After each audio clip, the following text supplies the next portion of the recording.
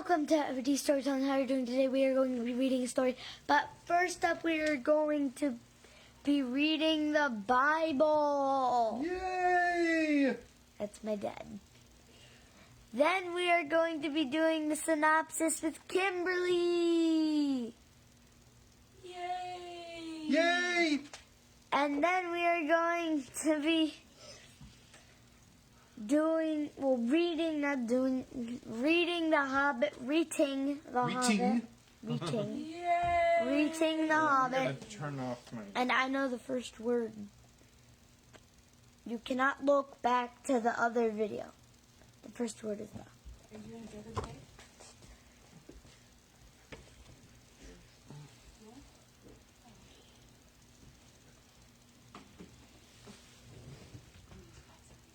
Hi. Sorry, no joke of the day today.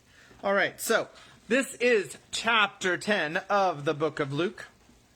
And it parallels Matthew 10, apparently, because I have that marked in my Bible, in my Bible. I see Mom there, and I know that somebody else is there, but it doesn't show me the little icon. So tell me who you are so I can say hi to you. Hi, Becca! Becca! Yay! Did you say hi? All right, she said hi. Okay, so this is, like I said, Luke chapter 10. This is the English Standard Version of the Holy Scriptures, and here we go. After this, the Lord appointed 72 others and sent them on ahead of him, 2 by 2, into every town and place where he himself was about to go. And he said to them, "The harvest is plentiful, but the laborers are few. Therefore pray earnestly to the Lord of the harvest to send out laborers into his harvest. Go your way, behold, I am sending you out as lambs in the midst of wolves. Carry no money bag, no knapsack, no sandals, and greet no one on the road. Whatever house you enter, first say, 'Peace to this house,' and if a son of peace is there, your peace will rest upon him, but if not, it will return to you. And remain in the same house, eating and drinking whatever they provide, for the laborer deserves his wages. Do not go from house to house. Whenever you enter a town and they receive you, eat what is set before you. Heal the sick in it, and say to them, 'The kingdom of God has come near to you.' But whenever you enter a town and they do not receive you, go into its streets and say, 'Even the dust of your town that clings to our feet we wipe off against you. Nevertheless, know this, that the kingdom of God has come near. I tell you, it will be more bearable on that day for Sodom than for that town. Woe to you, Chorazin! Woe to you, Bethsaida! For if the mighty works done in you had been done in Tyre and Sidon, they would have repented long ago, sitting in sackcloth and ashes." Remember what happened in Nineveh. He didn't say that there. "But it will be more bearable in the judgment for Tyre and Sidon than for you. And you, Capernaum, will you be exalted to heaven? You shall be brought down to Hades. The one who hears you hears me, and the one who rejects you rejects me, and the one who rejects me rejects him who sent me." The 72 returned with joy, saying, "Lord, even the demons are subject to us in your name." And he said to them, "I saw Satan fall like lightning from heaven. Behold, I have given you authority to tread on serpents and scorpions, and over all the power of the enemy, and nothing shall hurt you. Nevertheless, do not rejoice in this, that the spirits are subject to you, but rejoice that your names are written in heaven." In that same hour he rejoiced in the Holy Spirit and said, "I thank you, Father, Lord, in heaven and earth, that you have hidden these things from the wise and understanding and revealed them to little children. Yes, Father, for such was your gracious will. All things have been handed over to me by my Father, and no one knows who the Son is except the Father, or who the Father is except the Son, and anyone to whom the Son chooses to reveal him." Then, turning to the disciples, he said privately, "Blessed are the eyes that see what you see. For I tell you that many prophets and kings desired to see what you see and did not see it, and to hear what you hear, and did not hear it. And behold, a lawyer stood up to put him to the test, saying, Teacher, what shall I do to inherit eternal life? He said to him, What is written in the law? How do you read it? And he answered, You shall love the Lord your God with all your heart, and with all your soul, and with all your strength, and with all your mind, and your neighbor as yourself. And he said to him, You have answered correctly. Do this, and you will live. But he, desiring to justify himself, said to Jesus, which, by the way, is never a good idea, because you can't justify yourself. It's only Christ who justifies us. He said to Jesus, And who is my neighbor? Jesus replied, A man was going down from Jerusalem to Jericho, and he fell among robbers, who stripped him and beat him and departed, leaving him half dead. Now by chance a priest was going down that road, and when he saw him, he passed by on the other side. So likewise a Levite, when he came to the place, and saw him, passed by on the other side. But a Samaritan, as he journeyed, came to where he was, and when he saw him, he had compassion. He went to him and bound up his wounds, pouring on oil and wine.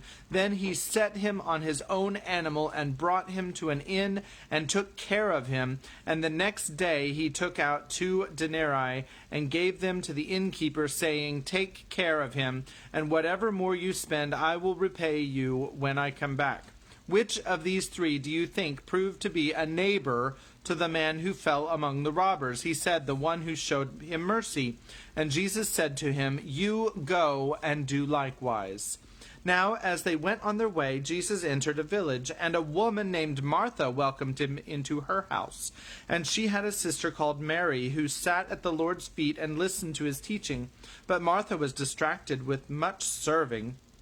And she went up to him and said, Lord, do you not care that my sister has left me to serve alone? Tell her then to help me. But the Lord answered her, Martha, Martha, you are anxious and troubled about many things, but one thing is necessary. Mary has chosen the good portion, which will not be taken away from her. That is the end of Luke chapter the 10th.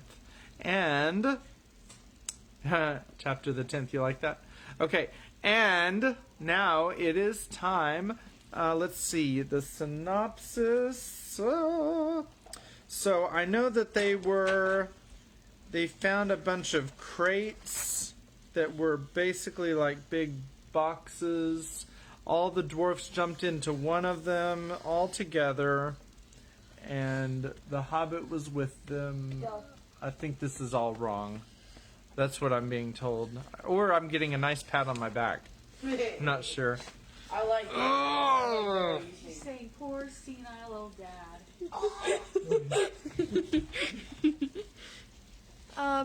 So I would like to show you all this before I start. Ta-da! It's reversed, but I think it's really good still, even reversed. And so what happened in the last few chapters, technically it was a whole chapter. I forget how much. We read one chapter last time Okay. on Tuesday. But what happened was, Bilbo, he basically wore the ring for about a month. I'd say about a month. All the dwarves were captured, and he found them all, and was like talking to them sometimes when he was able to. And he, what happened was, he was like surviving off of stuff that he could steal. So he actually did become a burglar after all. Yay! Yay. The funny thing is that burglars aren't really actually good. Yeah, Very true. but then what happened was he got this idea that he could go over, steal the keys, free all the dwarves, and then no, Becca, we did not have a live stream yesterday. We had a live stream 2 days ago. You're right. What? She says, wait, we didn't have a live stream yesterday, did we? Yeah, because we don't do the live stream on Wednesday nights because it's church and they stay late. Yeah. And so Becca says okay. Hey, Becca, can you hear me from here? Mom says, can you hear No, her don't from say there?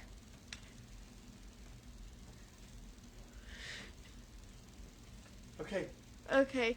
So what happened was he freed all the dwarves and he put them all in barrels and had all the barrels go down the river and he's with the barrels. Becca says yes. Okay.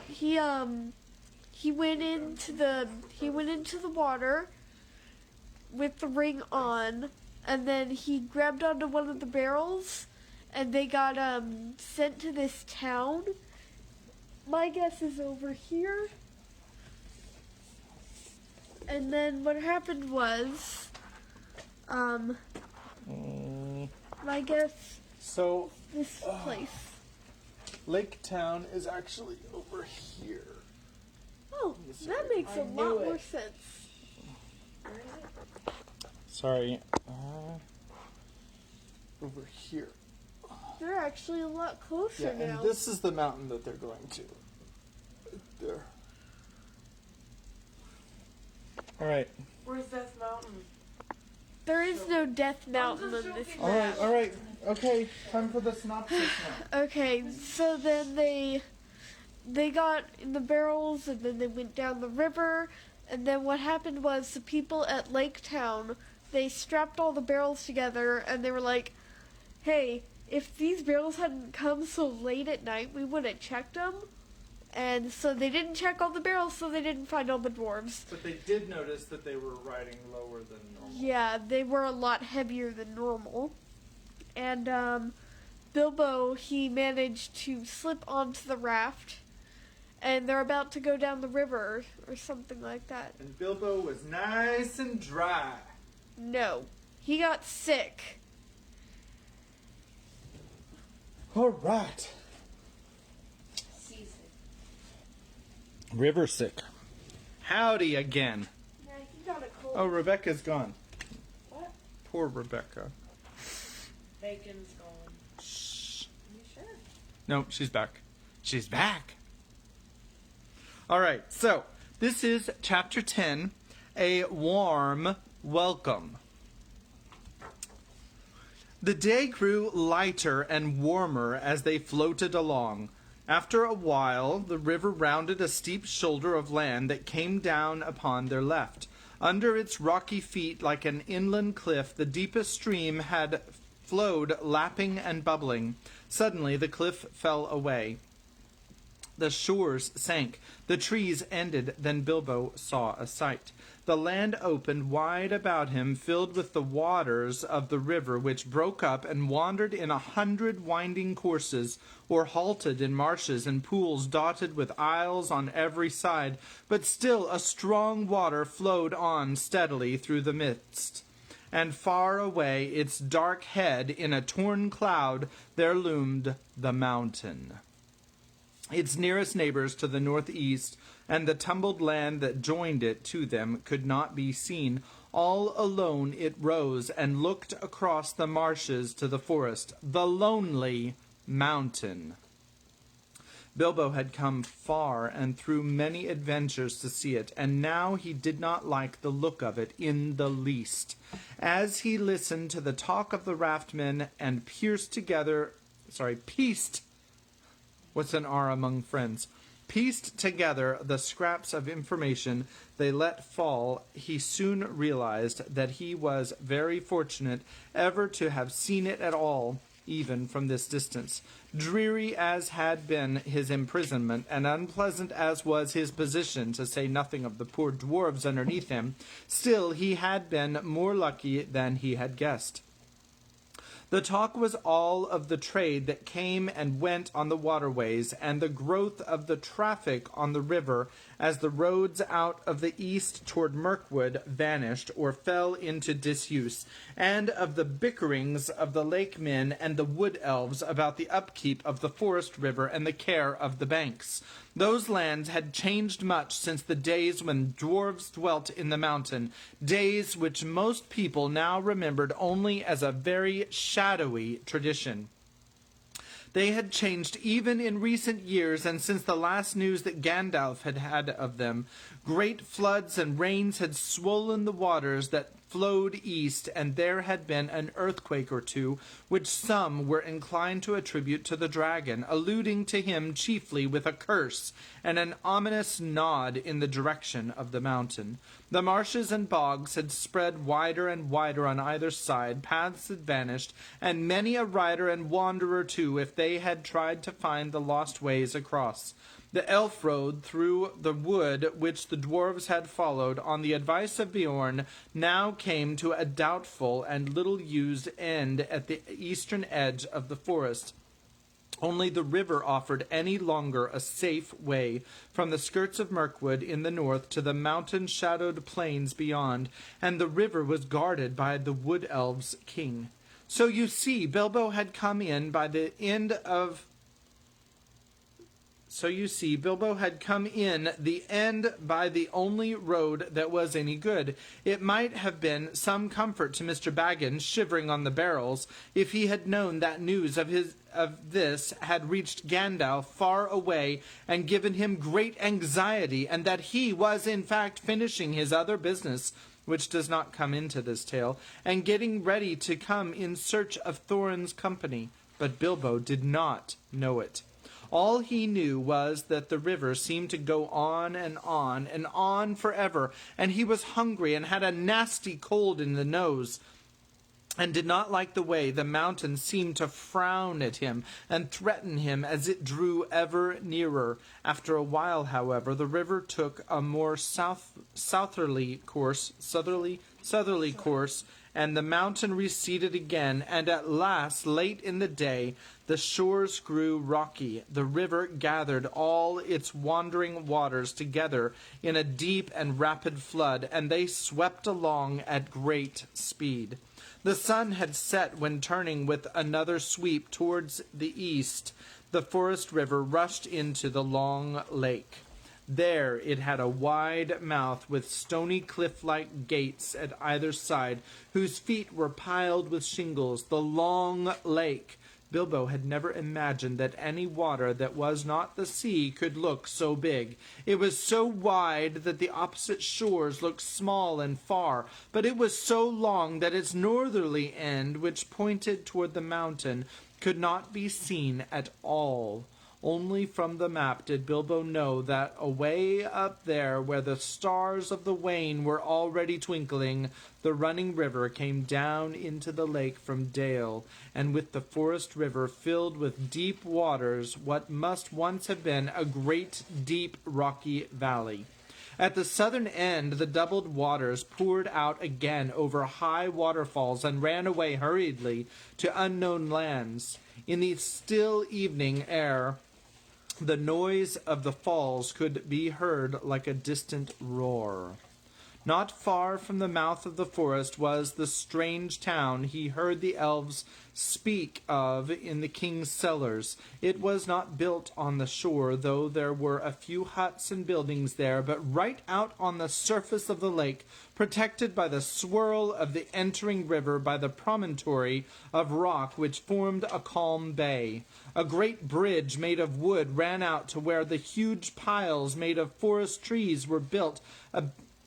Was built a busy wooden town, not a town of elves, but of men, who still dared to dwell here under the shadow of the distant Dragon Mountain.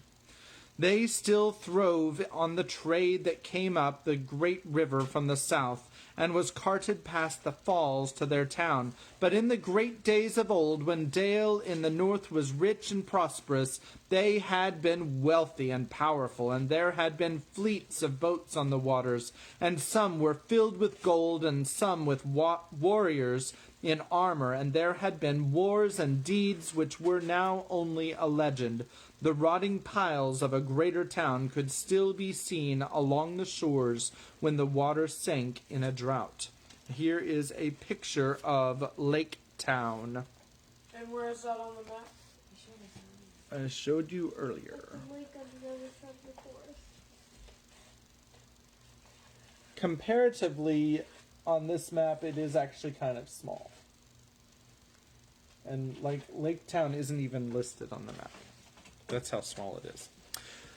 But men remembered little of that, though some still sang old songs of the dwarf kings of the mountain, Thror and Thrain, of the race of Durin, and of the coming of the dragon, and the fall of the lords of Dale.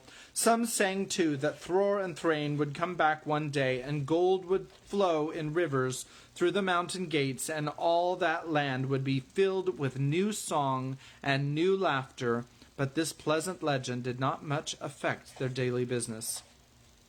As soon as the raft of barrels came in sight, boats rowed out from the piles of the town, and voices hailed the raft steerers. Then ropes were cast and oars were pulled, and soon the raft was drawn out of the current of the forest river, and towed away round the high shoulder of rock into the little bay of Lake Town. There it was moored not far from the shoreward head of the great bridge. Soon men would come up from the south and take some of the casks away, and others they would fill with goods they had brought to be taken back up the stream of the wood elves' home. In the meanwhile the barrels were left afloat while the elves of the raft and the boatmen went to feast in Lake Town. They would have been surprised if they could have seen what happened down by the shore after they had gone and the shades of night had fallen. First of all, a barrel was cut loose by Bilbo and pushed to the shore and opened. Groans came from inside, and out crept a most unhappy dwarf. Wet straw was in his draggled beard. He was so sore and stiff, so bruised and buffeted, he could hardly stand or stumble through the shallow water to lie groaning on the shore. He had a famished and a savage look, like a dog that has been chained and forgotten in a kennel for a week. It was Thorin, but you could only have told it by his golden chain, and by the color of his now dirty and tattered sky-blue hood with its tarnished silver tassel. It was some time before he would be even polite to the Hobbit. "Well, are you alive or are you dead?" said Bilbo, quite crossly. Perhaps he had forgotten that he had at least one good meal more than the dwarves, and also the use of his arms and legs, not to speak of a greater allowance of air. "Are you still in prison, or are you free? If you want food, and if you want to go on with this silly adventure, it's yours after all, and not mine. You'd better slap your arms and rub your legs and try to help me get the others out, while there still is a chance." Thorin, of course, saw the sense of this, so after a few more groans he got up and helped the Hobbit as well as he could. In the darkness, floundering in the cold water, they had a difficult and very nasty job finding which were the right barrels. Knocking outside and calling, only discovered about 6 dwarves that could answer. These were unpacked and helped ashore, where they sat or lay, muttering and moaning. Why? Did you get it? Yep. Wow. Impressive. Impressive. Most impressive. Bilbo, you are still alive. Yeah. You whine like a mule. You still alive. Alright, What's just that from? continue on with the story. What movie is that from? I'll think of it. Princess Bride. No. I'll think of it later. Oh, it's Prince of Thieves. Yeah. Okay, Thorin, of course, saw the sense of this, so after a few more groans, he got up and helped the hobbit as well as he could. In the darkness, floundering in the cold water, they had a difficult and very nasty job finding which were the right barrels. Knocking outside and calling, only discovered about 6 dwarves that could answer. These were unpacked and helped ashore, where they sat or lay muttering and moaning. They were so soaked and bruised and cramped that they could hardly yet realize their release or be properly thankful for it. Dwelin and Balin were 2 of the most unhappy, and it was no good asking them to help. Beaver and Bofer were less knocked about and drier, but they lay down and would do nothing. Fili and Kili, however, who were young for dwarves, and had also been packed more neatly with plenty of straw into smaller casks, came out more or less smiling, with only a bruise or 2 and a stiffness that soon wore off. "I hope I never smell the smell of apples again," said Fili. "My tub was full of it. To smell apples everlastingly when you can scarcely move and are cold and sick with hunger is maddening. I could eat anything in the wide world now for hours on end, but not an apple." With the willing help of Fili and Kili, Thorin and Bilbo at last discovered the remainder of the company and got them out. Poor fat Bomber was asleep or senseless. Dori, Nori, Ori, Owen, and Gloin were waterlogged and seemed only half alive. They all had to be carried one by one and laid helpless on the shore. "Well, here we are," said Thorin, "and I suppose we ought to thank our stars and Mr. Baggins. I am sure he has a right to expect it, though I wish he could have arranged a more comfortable journey. Still, all are very much at your service once more, Mr. Baggins. No doubt we shall feel properly grateful when we are fed and recovered. In the meantime, what next?" "I suggest Lake Town," said Bilbo. "What else is there?" Nothing else could, of course, be suggested. So leaving the others, Thorin and Fili and Kili and the Hobbit went along the shore to the great bridge. There were guards at the head of it, but they were not keeping very careful watch, for it was so long since there had been any real need. What's the matter? Okay. It had been so long since there had been any real need. Except for occasional squabbles about river tolls, they were friends with the wood elves. Other folk were far away, and some of the younger people in the town openly doubted the existence of any dragon in the mountain, and laughed at the greybeards and gammers who said that they had seen him flying in the sky in their young days. That being so, it is not surprising that the guards were drinking and laughing by the fire in their hut, and did not hear the noise of the unpacking of the dwarves or the footsteps of the 4 scouts. Their astonishment was enormous when Thorin Oakenshield stepped in through the door. "Who are you and what do you want?" they shouted, leaping to their feet and groping for weapons. "Thorin, son of Thrain, son of Thror, king under the mountain," said the dwarf in the loud voice, and he looked it. In spite of his torn clothes and draggled hood, the gold gleamed on his neck and waist. His eyes were dark and deep. "I have come back. I wish to see the master of your town." Then there was tremendous excitement. Some of the more foolish ran out of the hut, as if they expected the mountain to go golden in the night, and all the waters of the lake turned yellow right away. The captain of the guard came forward. "And who are these?" he asked, pointing to Fili and Kili and Bilbo. "The sons of my father's daughter," answered Thorin. "Fili and Kili, of the race of Durin, and Mr. Baggins, who has travelled with us out of the west." "If you come in peace, lay down your arms," said the captain. "We have none," said Thorin, and it was true enough. Their knives had been taken from them by the wood elves, and the great sword Orcris too. Bilbo had his short sword hidden as usual, but he said nothing about that. "We have no need of weapons, who return at last to our own as spoken of old, nor could we fight against so many. Take us to your master." "He is at feast," said the captain. "Then all the more reason for taking us to him," burst in Fili, who was getting impatient at the solemnities. We are worn and famished after our long road, and we have sick comrades. Now make haste, and let us have no more words, or your master may have something to say to you." "Follow me, then," said the captain, and with 6 men about them he led them over the bridge, through the gates, and into the marketplace of the town.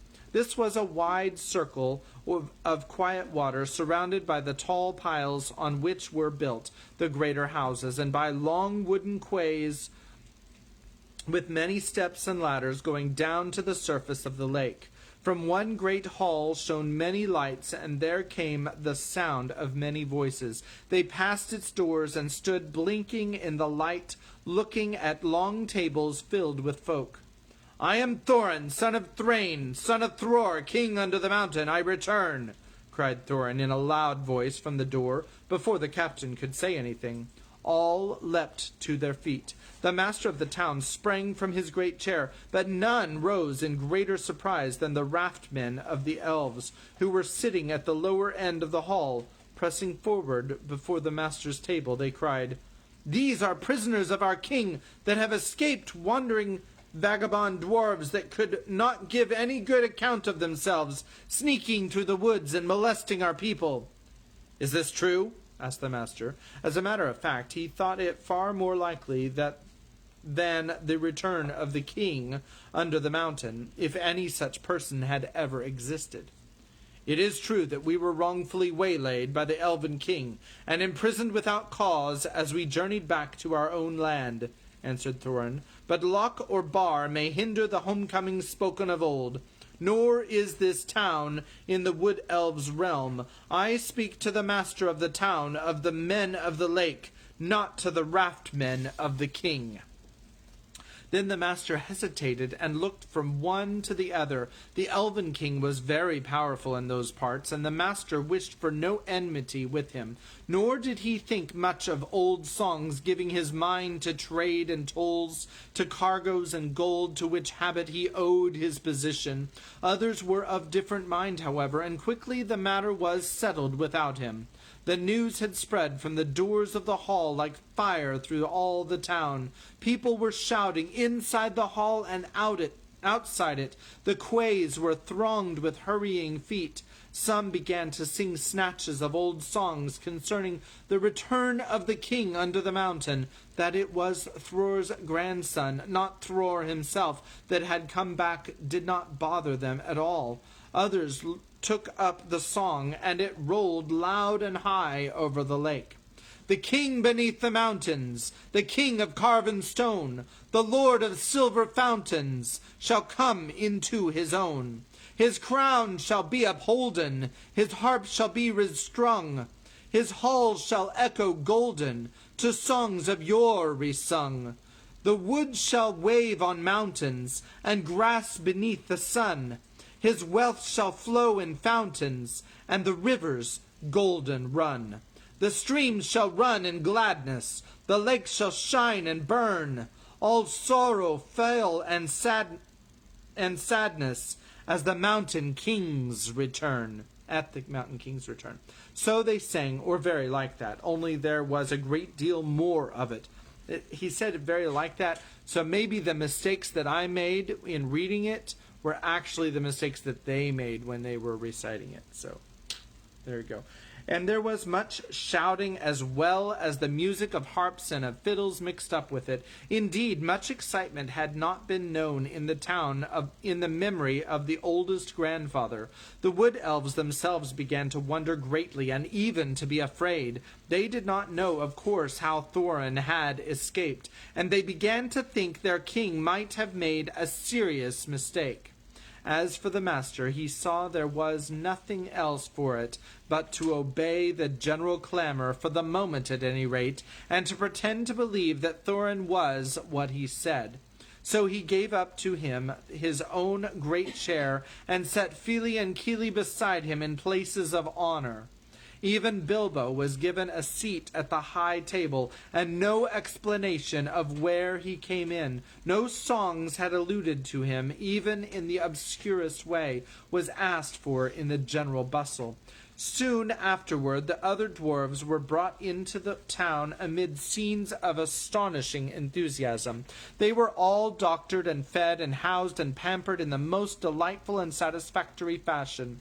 A large house was given up to Thorin and his company, boats and rowers were put at their service, and the crowd sat outside and sang songs all day, or cheered if any dwarf showed so much as his nose.